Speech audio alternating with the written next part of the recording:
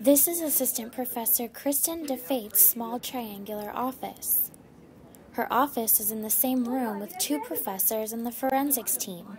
When I was here over winter break, I was actually sitting in my coat with my gloves on typing at my computer because it was so terribly cold in here. Assistant Professor Julia Griffey's office walls don't touch the ceiling. She has no privacy and she's distracted by noises outside her office.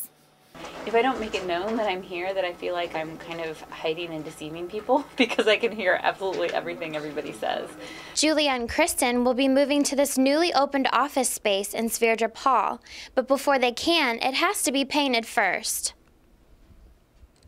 The Journal asked Dean Deborah Carpenter to give a tour of the newly opened office space inside Sverdrup Hall. Traditionally, these doors have always been closed to thoroughfare traffic, but as of our taking this space, they will be open, as are all the hallways in the Sverdrup building, to all students to pass to their classes.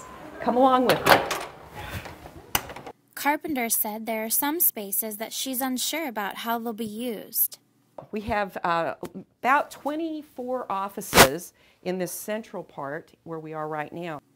But each office room is spacious and also has a view of the campus. This is the kind of space that we have. All of these offices have windows on the outer walls, so we have that advantage. The chair of the School of Communications will also have a larger space. So this is one of those chair offices I was telling you about. So you can see it's a little bit bigger because the chairs need to be able to sit and meet with their other faculty members and with outside people in the professional fields and also with students. So the space in here is a little bit different. Carpenter shared a fond memory she had of teaching as the tour went on to the next part of the hallway. This is a little classroom. I don't know if you've ever had a class in here, but actually this is my favorite classroom in the whole building. When I first started teaching here in 1986, it was great because it was a little off the beaten path, and I always had intro to media writing in this class, so I have real fond memories of this. It was like you had your own little suite. Room 203 is a meeting place for students with two offices inside. This is a little office space that's interesting because it has a lot of room to meet with students, and it has two faculty offices right here.